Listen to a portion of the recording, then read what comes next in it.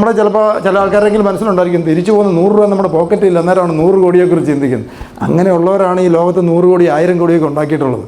എല്ലാം കംഫർട്ട് വീട്ടിലുണ്ടായിരുന്ന ഒരുത്തരും അല്ല ഇവിടുത്തെ ലോകത്തെ വലിയ പാർട്ടികളൊന്നും. ഇവരൊക്കെ ഇതുപോലെ ഒന്നുമില്ലായ്മ നിന്ന് ബിൽഡ് ചെയ്ത ആൾക്കാരെ ലോകത്ത് ബിൽഡ് ചെയ്തിട്ടുള്ളൂ. അല്ലാതെ നമ്മൾ വിചാരിക്കുന്നത് വീട്ടിൽ കംഫർട്ട് സാധനത്തിൽ ഒരിക്കലും സക്സസ് ഉണ്ടാകില്ല. കംഫർട്ട് ഇല്ലാത്ത ആൾക്കാർ മാത്രമാണ് വിജയിച്ചിട്ടുള്ളത്. അവരുടെ ചിലപ്പോൾ പ്രതിസന്ധിയിൽ നിന്ന് ഓവർകം ചെയ്യാൻ വേണ്ടിയുള്ള പ്രോസസ്സിനകത്ത് രക്ഷപ്പെട്ട് പോയെന്ന് മാത്രമേ ഉള്ളൂ. അല്ലാതെ മനഃപൂർവ്വമായിട്ടല്ല പലരും രക്ഷപ്പെട്ടു. ശിക്കാരി ശംഭുവാണ് പല ആൾക്കാരും ശിക്കാരി ശംഭു. അല്ലാതെ അവരങ്ങനെ വലിയ ഡ്രീം കൊണ്ടൊന്നും നടന്നതെന്നല്ല. അവർ വല്ല ശക്തമായ പ്രതിസന്ധി നേരിട്ടപ്പോൾ രക്ഷപ്പെടാൻ വേറെ മാർഗ്ഗമില്ലായിരുന്നു. പല ചെറുപ്പത്തിൽ അവരുടെ മനസ്സിലുണ്ടാക്കിയ അത്ര വേദനയായിട്ടുള്ള അത്ര മുറിവുകൾ, അത്ര ശക്തമായ മുറിവുകൾ ചിലപ്പോൾ ചെറുപ്പത്തിൽ ചിലപ്പോൾ ബന്ധുക്കളുടെ ഇടയിൽ നിന്നൊക്കെ ചിലപ്പോൾ ഉണ്ടായിട്ടുണ്ടാകും. അതിനെ ഓവർകം ചെയ്യാൻ വേണ്ടി ഫൈറ്റ് ചെയ്ത് വന്ന ആൾക്കാരൊക്കെയാണ് പല ആൾക്കാർ. നിങ്ങൾക്ക് ഈ അജ്ഫാൻ്റെ സ്റ്റോറി അറിയോ? 3ാം ക്ലാസ് വിദ്യാഭ്യാസമാണ്. 3000 സ്റ്റാഫുണ്ട്. ഇപ്പം 3000 സ്റ്റാഫ് 3ാം ക്ലാസ് വരെ പഠിച്ച ആളുടെ കാര്യം പറയുന്നത്. നിങ്ങൾ ആലോചിച്ച് അവരെയൊക്കെ എന്താ വിദ്യാഭ്യാസമാണോ ഈ ലെവലിലാക്കിയത്? ഒരിക്കലും. വിദ്യാഭ്യാസം ആക്ച്വലായിട്ട് പറഞ്ഞാൽ സ്കൂളിൽ നിന്നും കോളേജിൽ നിന്നും കഴിഞ്ഞാണ് വിദ്യാഭ്യാസം തുടങ്ങുന്നത്. പല ആൾക്കാരെ അവിടെ കൊണ്ട് അവസാനിക്കും. അത് കഴിഞ്ഞിട്ടാണ് റിയൽ വിദ്യാഭ്യാസം തുടങ്ങുന്നത്. അതിനകത്ത് സ്കോർ ചെയ്യുന്ന ആൾക്കാരാണ് ലോകത്ത് വിജയിക്കുന്നത്. അപ്പോൾ ഇതിനകത്ത് ഞാൻ പറയുന്നത് ലോജിക്ക് മുഴുവൻ നമ്മൾ കളയുക.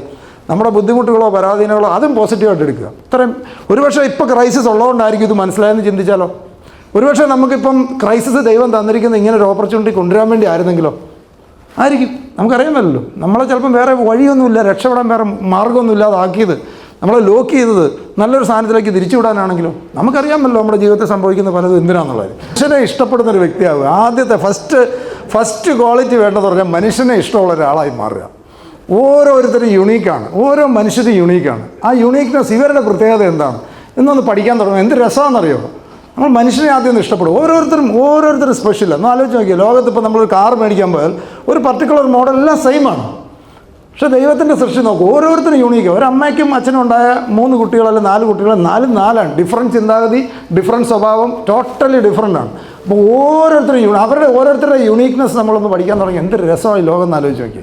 ഓരോരുത്തരെ കാണുമ്പോൾ ഇയാളുടെ സ്പെഷ്യാലിറ്റി എന്താണ്, ഇങ്ങനെയൊന്ന് പഠിച്ചു നോക്കി. എന്ത് രസമാണ്. അപ്പോൾ പീപ്പിൾ മാനേജ്മെൻറ്റിനകത്ത് ഏറ്റവും പ്രധാനപ്പെട്ട ഒരു കാര്യം ഒന്ന് നമ്മുടെ ബിസിനസ്സുമായിട്ട് ബന്ധപ്പെടുത്തി പറയുകയാണ് ഒബ്ജക്ഷൻ ഹാൻഡ്ലിംഗ് എന്ന് പറയുന്നത്. കാരണം നമ്മളൊരാളുടെ ഇപ്പം നമ്മുടെ പ്രസൻറ്റേഷനൊക്കെ നമ്മുടെ ശ്രീജി സാറൊക്കെ ചെയ്തു. പിന്നെ മുതൽ വരുന്ന ചോദ്യങ്ങൾ ഹാൻഡിൽ ചെയ്യുക എന്നുള്ള അവിടെ മുതലാണ് നമ്മൾ പീപ്പിൾ മാനേജ്മെൻറ്റ് തുടങ്ങുന്നത്. അത് ഏറ്റവും നന്നായിട്ട്. രണ്ടാമത് സെയിൽസ് ക്ലോസിങ്, അതിനകത്തും പീപ്പിൾ മാനേജ്മെൻറ്റ് തന്നെയാണ് വരുന്നത്. എങ്ങനെ നമ്മൾ ടാക്കിൾ ചെയ്യുന്നു, എങ്ങനെ ഓരോ ഇഷ്യൂസ് സോർട്ട് ഔട്ട് ചെയ്യുന്നു. ഓക്കെ, അടുത്ത ടീം ബിൽഡിംഗ് ഏറ്റവും പ്രധാനപ്പെട്ട ഏരിയ. മൂന്നാമത്തെ ഇത് 3ഉം ഏറ്റവും ഇമ്പോർട്ടൻ്റ് ആണ്.